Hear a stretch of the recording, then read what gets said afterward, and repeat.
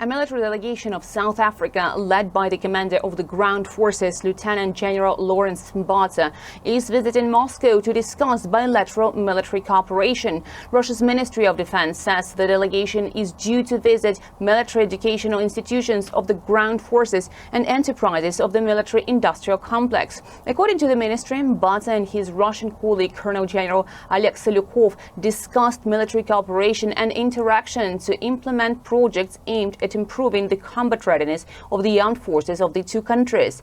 The ministry, quoted by Russian media, says that during that meeting, military commanders reached agreements to further increase cooperation between the ground forces in various fields. They have also laid wreaths at the tomb of the unknown soldier in the Alexander Garden in Moscow.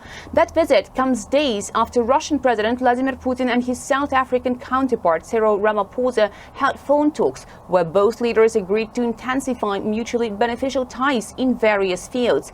And days after Pretoria was accused by Washington of secretly supplying weapons and ammunition to Russia, those claims were swiftly rejected by South African officials, and Moscow has repeatedly said it had all the weapons it needed to satisfy the needs of the so-called special military operation in Ukraine.